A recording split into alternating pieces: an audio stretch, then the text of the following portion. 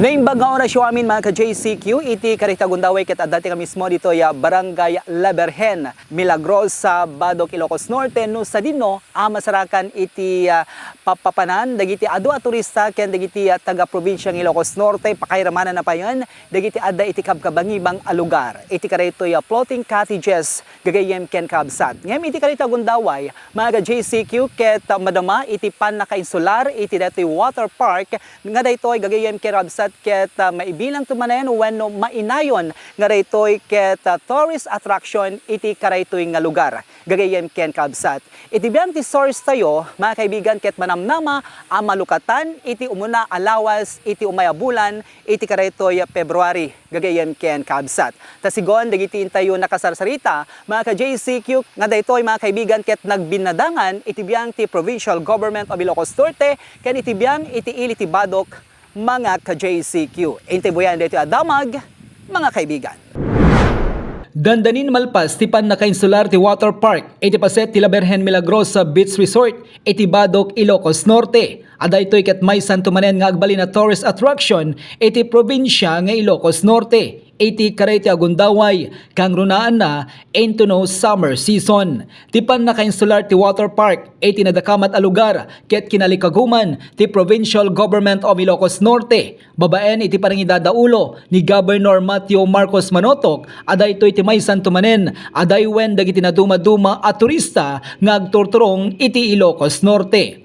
Ti water park ket inmunan ana imuntar iti Paway Lake itay Calabes. Ti water park amadama amain insular iti La Berhen Milagrosa Badok Beach Resort ket addanto dagiti agbalin nagatad dagiti tickets amanamnamamet amaikan dagiti mangbantay to no agoperate ti dadakamat at tourist attraction. Ti water park ket manamnama amalukatan iti publiko into no umuna alawas si Pebrero ken kuna ti Municipal Tourism Officer iti Badok ket dagiti floating cottages iti nadakamat a lugar ket mayor nos dagitoy tapno di kasta ket napinpintas ti agbalin to abuya ken nor ornosto akit kitaen dagitoy. Aragsakan kami ditoy ta ada iti na offer or into nga proyekto nga kabaro nga attraction ti probinsya iti Ilocos Norte nga ibabaen ni Governor Matthew Marcos Manotok. Adanto iti Badok Water Park, iti La Berhen Milagrosa nga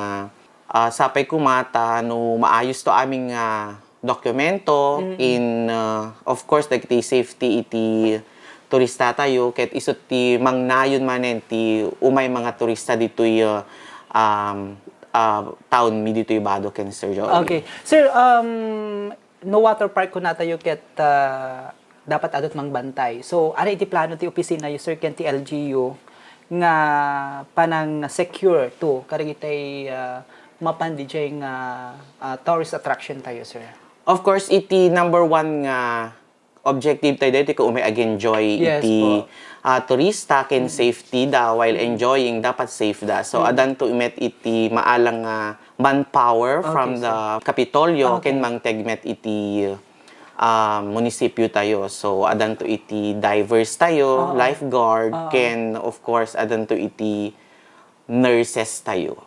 Nga mahimon tayo, Jason. Yes, of course kin adan to pa iti police tourist tayo nga maipandita nga tourist attraction. Yes, sir. Sir, napansin mi detoy simbaan nga naimunta ri jay La Berhen nga madaman sa iti renovation di jay atep na? Yes, sir. Tano napimpintas nga attraction.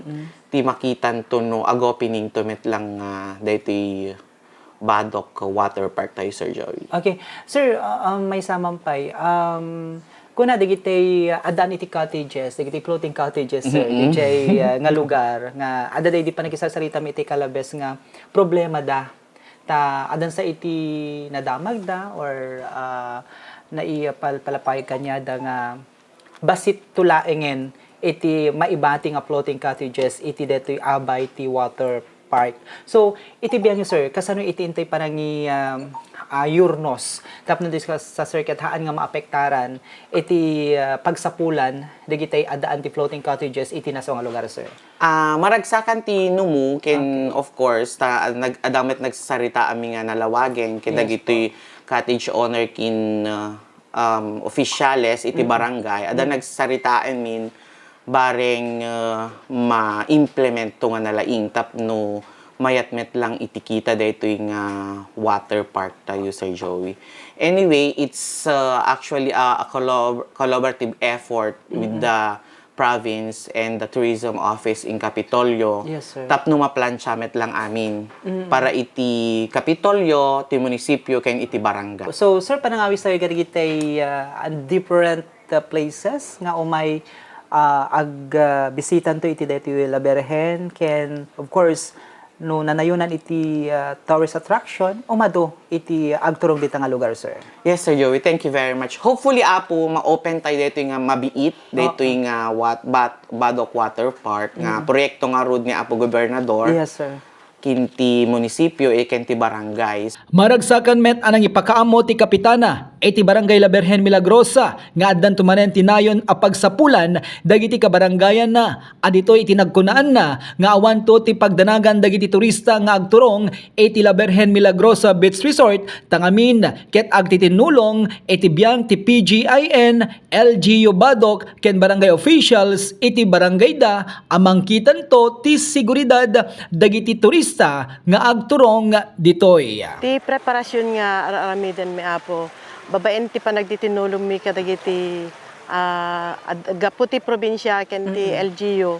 Tulong-tulong kami amin apo nga mangdaldalos kasi hanmet nga makuna nga uray no kanayon kami nga agdaldalos. Na daldalos met lang ken na pimpintas met lang apo nagtitinulong kami. Tapno ti opinion ti ado nga tattao apo napinpintas met lang ti pag resultaan na. Isu nga dagiti kakaduami apo diti barangay. Isu da amin apo makitintinulong met tapno napinpintas pa iti dagitoy sumangbay kada kami apo nga